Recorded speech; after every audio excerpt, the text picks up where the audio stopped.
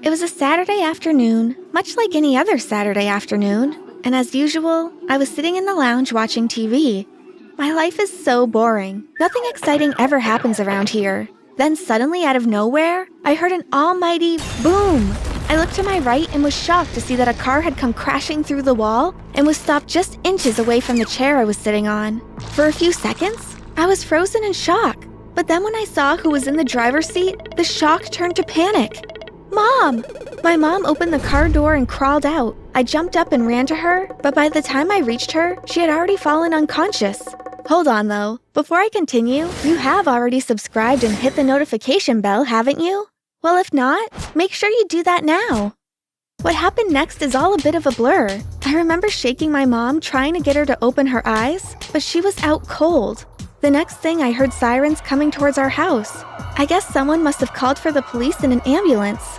Excuse me, miss. Let us take a look at her. Please, help her. She's my mom. Okay, don't worry. We will take good care of her. I stood there trembling, tears rolling down my eyes. Please, God, let her be okay.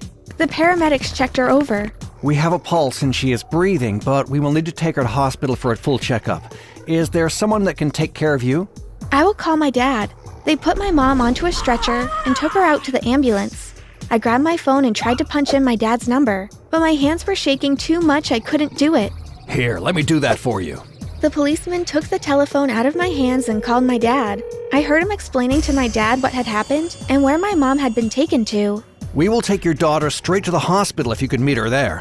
The policeman put the phone down and turned to me. Don't worry, your dad will be at the hospital when we get there. Now, what's your name? Carly? Okay, Carly, you can come with us now and we will take you there. What about the car on the wall? Don't you worry yourself about that. One of our men will make all the arrangements. I followed the policeman out to his car. I was in a complete daze. I heard some of our neighbors calling out to me. Carly, are you okay? I can't believe what's happened. Is your mom okay? I didn't answer them. I didn't even look their way. I didn't say a word on the drive to the hospital. I felt numb with shock.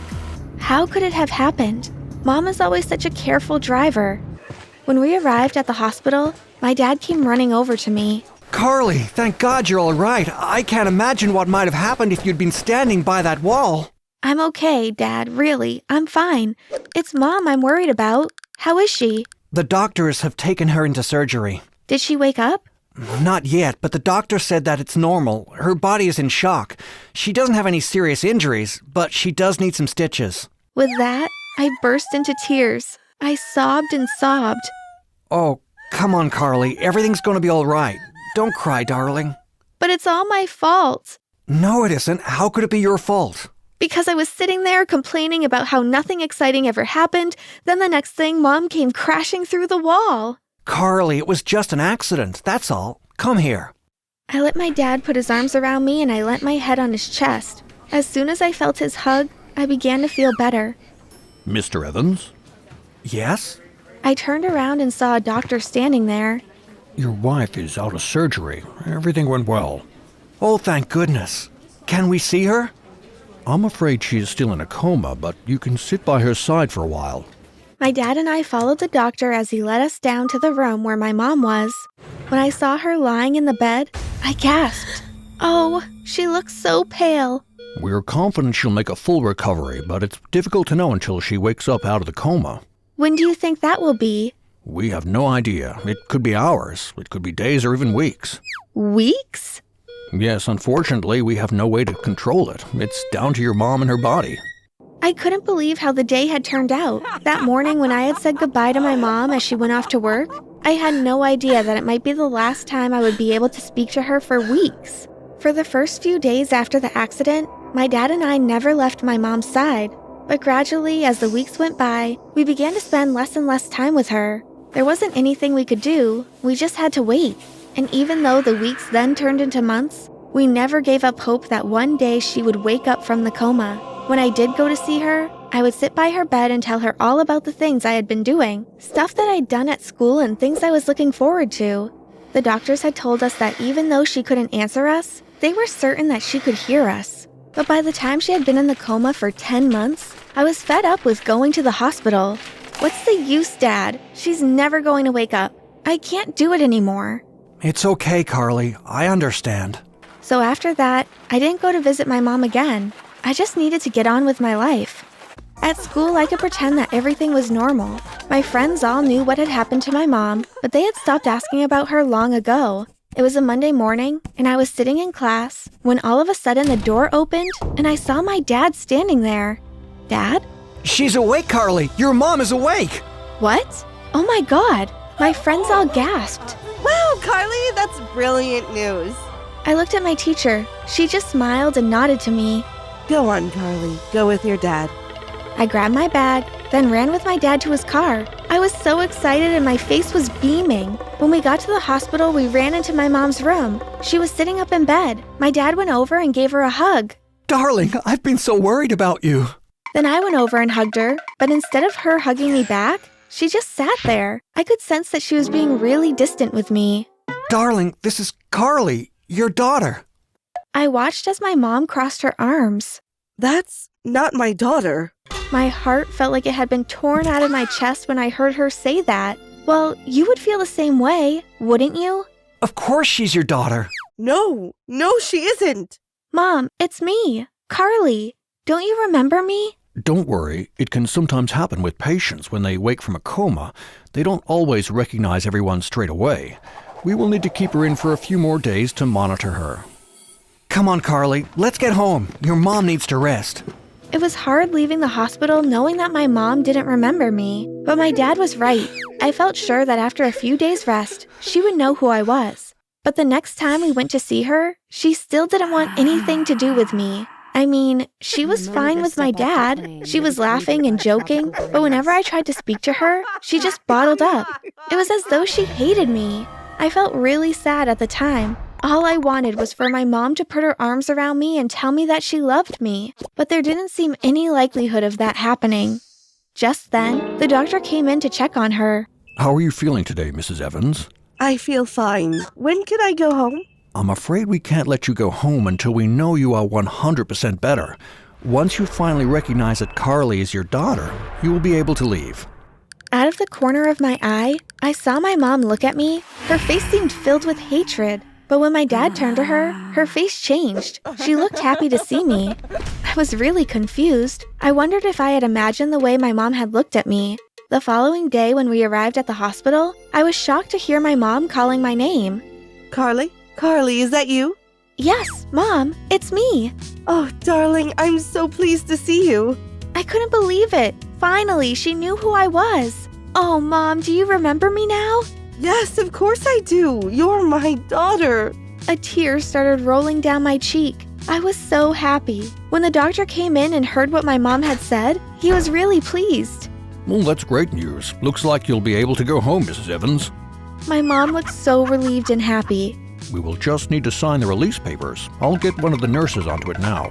When we arrived home, my mom went and sat down in the lounge. I'll make dinner for us, Carly. You can take your mom a cup of tea. It felt so lovely to have Mom back home.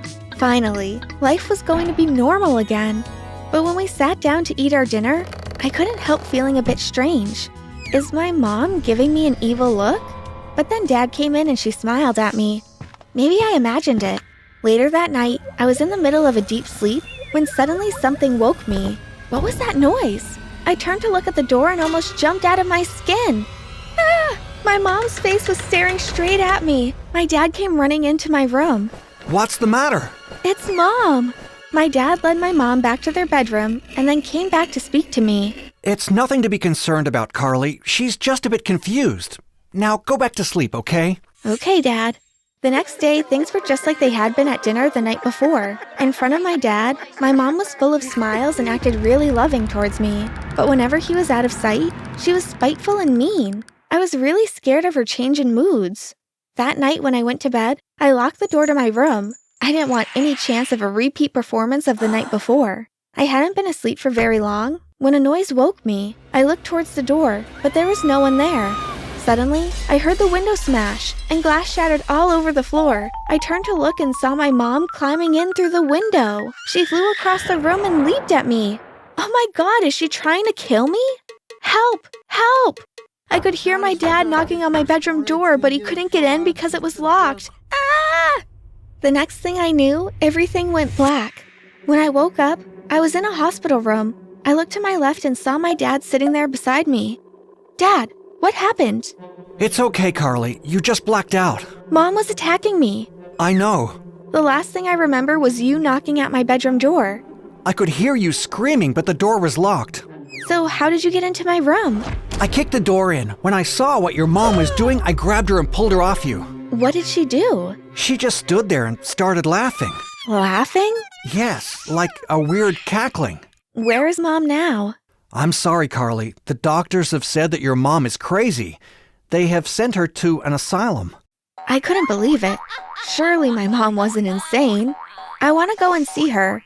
I don't think that's a very good idea. I mean it, Dad. I want to see her for myself.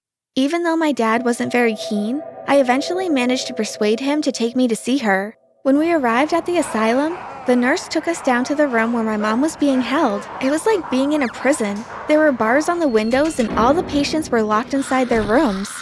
The nurse unlocked Mom's door and we went inside. She looked surprised to see us. What are you two doing here? I want to ask you something, Mom. Okay, go on then. Why did you do it? Why did you attack me? Because you're not my daughter. She is your daughter. I thought you said you recognized her. Yes, I am, Mom.